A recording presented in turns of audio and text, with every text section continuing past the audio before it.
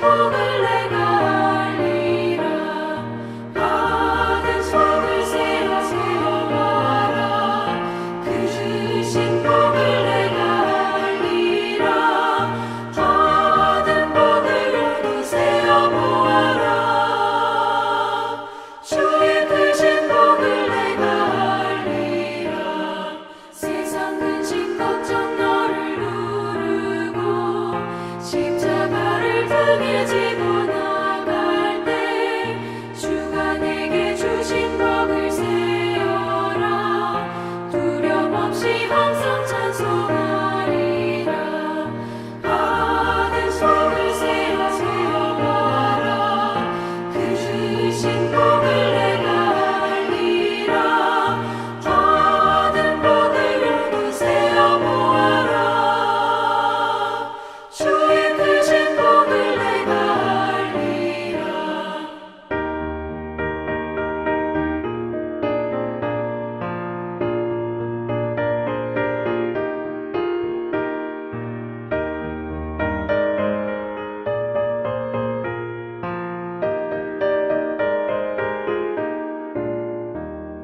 세상 권세 너의 앞에 막을 때 주만 믿고 낙심하지 말아라. 천사들이 너를 보호하리니 염려 없이 한방 보고 나가라. 받은 속을 세어 세어봐라. 그 주신 복을 내가 알리라. 받은 복을 모두 세어보아라. 주의 크신 복을 내가 알리라.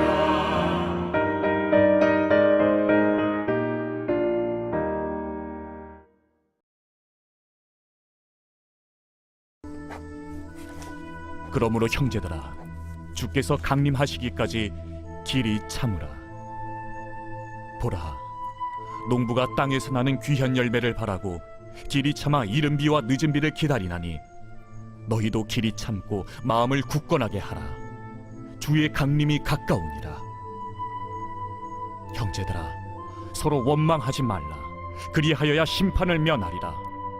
보라, 심판주가 문 밖에 서 계시니라. 형제들아, 주의 이름으로 말한 선지자들을 고난과 오래 참음의 본으로 삼으라. 보라, 인내하는 자를 우리가 복되다 하나니 너희가 욥의 인내를 들었고 주께서 주신 결말을 보았거니와 주는 가장 자비하시고 긍휼히 여기시는 이시니라. 오늘 설교의 제목은 고난과 참음의 끝, 회복, 이런 제목입니다. 본문은 야고보서 5장 7절로 11절까지입니다. 고난과 참음, 이 두 단어를 빼고 인생을 설명할 수 없습니다. 살면서 어느 누구도 결코 고난을 피할 수 없습니다. 왜냐하면 고난이란 세상을 통치하시는 하나님의 방법 중 하나이기 때문이죠. 고난을 앞에 두고 택할 수 있는 최고의 선택은 참음이고, 또 이 참음이야말로 최고의 미덕이고, 또 하나님의 통치에 대한 순종이기 때문입니다. 요즘을 우리 초스피드 시대를 지나서 광스피드 시대 그러더라고요. 어느 시대이든 간에 참음을 좋아하는 그런 사람들은 없었지만 이 시대 사람들은 특히 참는 것에 대해서 익숙하지 않아요. 그 중에서도 우리나라는 특히 유난스럽습니다. 빨리빨리. 참음이라는 것은 답답하거니와 또 그렇게 참다가는 뒤처질 것이 분명하기 때문에 사실 참기가 힘듭니다.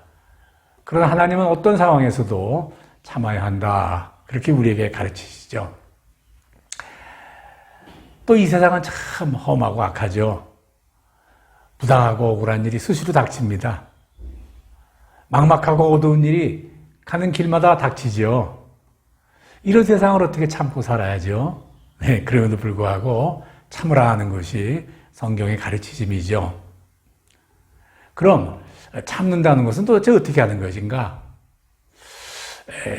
오래전 우리 조상들은요, 한문의 원뜻에 의거해서 참음이라는 것은 마음을 칼 위에 놓은 듯이 산다. 그렇게 이해를 했습니다.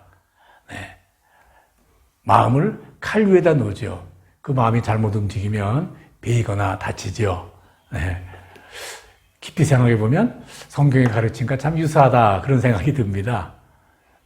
네. 그렇다면 성경에서는 참는다는 의미를 어떻게 설명하시는가 우리 몇 가지로 알아보겠습니다. 오늘 첫째, 참는다고 하는 것은 농부처럼 기다리는 것이다. 오늘 그렇게 설명합니다. 오늘 본문 7절 읽겠습니다. 보라, 농부가 땅에서 나오는 귀한 열매를 바라고 길이 참아 이른 비와 늦은 비를 기다리나니. 예. 농작물이 때가 돼야 수확이 되죠. 네. 그래서 농부는요, 누구나 때가 될 때까지 서두르지 않습니다. 이룰 때까지, 열매가 달릴 때까지 묵묵히 기다리는 거죠. 참는다는 것 첫째, 씨를 뿌린 후에 수확할 때까지 묵묵히 기다리듯이 기다려라. 그게 참는 것이다. 첫째, 그렇게 설명합니다. 둘째, 참는다는 것은요, 기회를 놓칠까봐 두려워하지 않는 것이죠. 참는다는 것은 이거 지금 지나면 기회를 놓치는데, 이걸 지나가면 영원히 내가 이것을 다 차지하지 못하는데, 그런 두려움을 갖는단 말이죠. 네. 10절 말씀 제가 읽습니다. 마치 선지자들처럼 형제들아 주의 이름으로 말한 선지자들을 고난과 오래 참음의 본으로 삼으라. 네. 주의 이름으로 말한 선지자들의 오래 참음을 삼으라. 선지자들처럼. 선지자는 하나님 말씀을 세상에 먼저 알리던 자들이죠. 네. 그래서 세상은요, 선지자를 죽일 만큼 극도로 미워해요. 히브리서 11장 37절에 보면요, 돌로 치고 털보로 켜고 시험과 칼로 죽임을 당하고, 만일 선지자가 세상으로부터 겪을 위험과 비난, 고난, 고통, 나아가 죽음, 이런 것들이 두려워서 주의 이름으로 말하지 못한다면 그를 선지자라 우리가 말할 수 없는 것이죠. 그래서 참는다는 것은요, 두려워하지 않는 것이다. 오늘 본문은 그렇게 설명합니다. 그럼 세 번째, 이 마지막입니다. 참는다는 것이 뭐냐? 참는다는 것은요, 마치 욥이 원망하지 않은 것 같이 원망하지 않는 것, 그걸 참는 것이다. 이렇게 설명합니다. 11절을 보겠습니다. 보라, 인내하는 자를 우리가 복다다 하나니 너희가 욥의 인내를 들었고. 예. 욥은 원망하지 않았습니다. 네. 참는다는 것은 원망하지 않는 것이다. 그겁니다. 네. 욥은 그가 당하는 이유가 전혀 이해되지 않았죠. 그러다 원망하지 않았습니다. 참음은요, 원망해도 누가 뭐라고 그러지 않는데 원망하지 않는 것이죠. 우리 하나님은 우리에게 약속하시기를 너희들이 욥과 같이 참으면 욥의 결말과 같이 될 것이다. 그렇게 말씀하시죠. 참으면 욥의 결말과 같이 된다. 그거 벤치마킹 하라고 말이에요. 욥이 어떻게 됐습니까? 한마디로 회복되었죠. 어떻게 회복되었는가? 소유의 갑절을 주었습니다. 10절. 깨졌던 사람들과 관계가 회복되었습니다. 11절.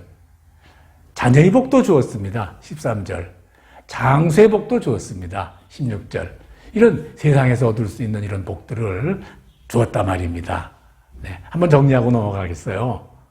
하나님을 고난을 앞에 둔 인생을 향하여 참으라 그러시죠. 참는다는 것은 어떻게 하는 것인가? 첫째, 기다리는 것이고, 둘째, 두려워하지 않는 것이고, 셋째, 원망하지 않는 것이다. 우리에게 이렇게 본문을 통하여 가르치고 계십니다. 그런데 우리가 왜 그렇게 참아야 됩니까? 네, 참는 이유가 뭡니까? 그 까닭은요, 우리가 욥의 결말을 알기 때문이라고 그럽니다. 네, 우리가 지금의 상황은 아무리 절망적인 듯 보이더라도요, 마침내 잊어버린 모든 것들 반드시 회복할 것이다 라는 것을 알기 때문이네 우리가 참아야 된다 그 말이죠. 네. 우리가 잃어버린 것도 회복할 줄 그거 어떻게 압니까? 네. 첫째, 성경을 통해서 알죠. 성경이 그렇게 가르치신단 말이죠. 성경은 인생 교과서예요. 교과서입니다. 교재입니다. 세상에 한 권밖에 없는 교과서라고 해서 성경을 대문자로 씁니다. 성경에 나오는 교과서, 성경 교과서를 통해서 우리는 인생을 배우죠. 세상을 통치하시는 하나님, 그 통치 방법을 배우고 성경 교과서에서 나오는 많은 인생을 통해서 그 성공한 사람들의 인생을 배우는 것이죠. 네. 경제학에서 후발자의 이점이라는 말이 있어요. 이거는 앞선 사람의 그 사업 경험을 내 경험으로 한다 그 말이죠. 인생은 바로 성경은 인생의 벤치마킹하는 교재예요. 네.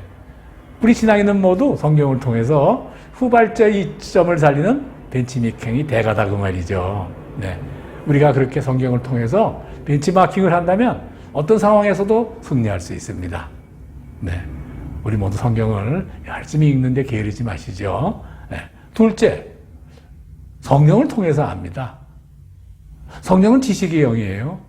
성령은 모든 것을 아세요. 요한복음 14장 26절에 의하면요. 보혜사, 곧 아버지께서 내 이름으로 보내실 성령, 그가 너희에게 모든 것을 가르치시고 내가 너희에게 말한 모든 것을 생각나게 하시리라. 네. 이 땅에 내려오신 하나님이신 예수님께서 세상에 계실 때 하신 말씀, 사람들은 잊어버리죠. 네. 그저 기억 못해서 잊어버리기도 하고, 또 가볍게 생각해서 잊어버리기도 하고 그러는데, 그 모든 것을 다 기억나게 하신단 말이에요, 성경이. 네. 성령이요. 네. 사랑하는 여러분, 우리 성령이 거하시는 삶을 삽시다. 네. 우리가 다 아는 시가 있어요. 저 산 넘어 행복이 있다기에, 저 산 넘어 고개 넘어 먼 하늘에 행복이 있다고 사람들은 말하네. 아, 나는 남 따라갔다가 눈물만 머금고 돌아왔다네. 산 넘어 고개 넘어 더욱더 멀리 행복은 있다고 사람들은 말하네.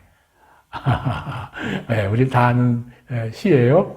행복은 그런데 저 산 너머에 있는 것이 아니라 고난을 닥치고 참아내는 그런 인내, 그것을 가르치는 성령님, 그 성령을 믿는 믿음의 안에 있습니다. 그런데 하나님이 왜 우리 안에 이렇게 하세요? 네. 하나님은 우리를 지극히 자비하시고 긍휼히 여기시는 분이시다. 그렇게 설명하세요. 네. 본문 한번 읽겠습니다. 보라, 인내하는 자를 우리가 복되다 하나니 너희가 욥의 인내를 들었고 주께서 주신 결말을 보았거니와 주는 가장 자비하시고 긍휼히 여기시는 분이시니라. 네. 자비란 하나님의 선하심으로 인해서 우리에게 행하여 주시는 것을 다 통틀어 말하는 것이고요. 긍휼은 불쌍히 여긴다. 그런 뜻이에요. 네. 우리를 향하신 자비와 긍휼, 그것이 바로 우리를 향하신 하나님의 마음이시다. 그겁니다. 그 하나님이 그 자비하심과 긍휼하심으로 첫째, 하나님은 죄 가운데 악한 일을 행한 우리를 징계하시죠. 그러니까 징계하시고는 우리가 힘들겠다고, 이 고난이 못 살겠다고 호소하면 즉시 또 용서하고 회복시키시죠. 이게 자비와 긍휼이에요. 네. 그런데 하나님은요, 그렇게 용서해 주신 그 사람들이 이 곤고함을 해결해 주면 또 얼마 되지 않아 또 제자리로 돌아올 것 사실은 뻔히 아신단 말이에요. 실제 성경을 보면요, 그저 용서와 그저 또 회복, 또 다시 범죄, 회복, 용서, 범죄, 회복, 이것이 이렇게 쳇바퀴같이 돌아가는 이야기로 가득해요. 다만 하나님은 그러함에도 불구하고 우리를 긍휼히 하시고 사랑하시기 때문에 이 백성들의 곤고함을 참아 보지 못하고 그저 알고 소정아 주시고 용서해 주시는 거예요. 네. 어떻게 비교하면 될까요? 글쎄, 부모가 비교가 그나마 가까울 겁니다. 부모가 때로는요, 뻔히 알면서 자식에게 속아주거든요. 자식에게 정말 속는 부모가 있을까요? 뭐 대부분 그렇지 않습니다. 그래서 자식이 고통당하고 아파하는 것, 그것이 안쓰럽기만 해서 속는 척 그러시는 거거든요. 네. 이것이 자녀를 향한 부모의 마음이거든요. 하나님이 우리에게 바로 그런 부모의 마음과도 같다. 이렇게 말씀드리는 거예요. 두 번째, 반드시 기회를 주시는 것이죠. 누가복음 15장 탕자의 비유, 잘못은 저지르고 다시 돌아온 아들에게 아버지는 아들로서 노리는 특권과 품위를 빼앗지 않았고 굴욕감을 주거나 창피를 주시지도 않았어요. 어떻게 하셨나요? 오히려 자식으로서 다시 시작할 기회를 주신 것이죠. 네. 이것도 한번 정리하면요, 하나님은 우리를 향하신 그의 자비와 긍휼하심으로 인해서 셋째, 주변에서 대신 구하는 중보의 기호도 받아주십니다.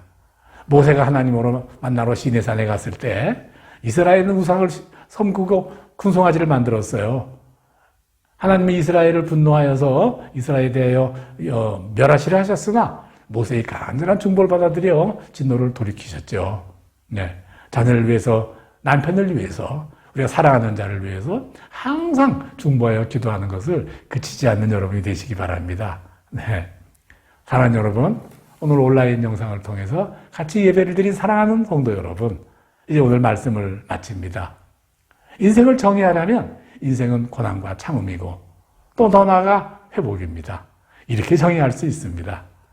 하나님은 바로 고난을 통해서 섭리하시지요. 하나님이 일을 하신다 그 말입니다.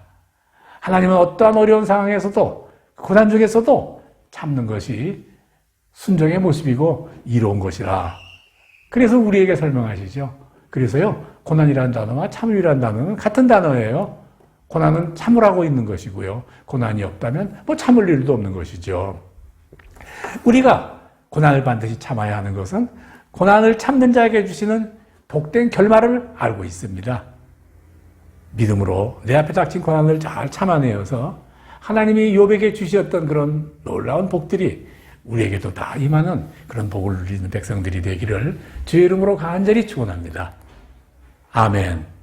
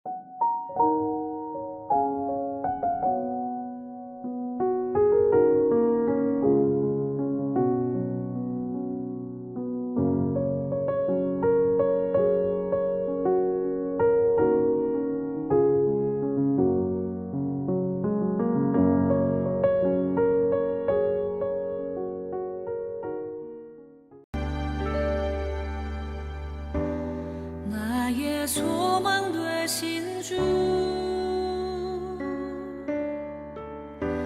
주를 바라봅니다. 다시 오실 나의 왕 예수, 주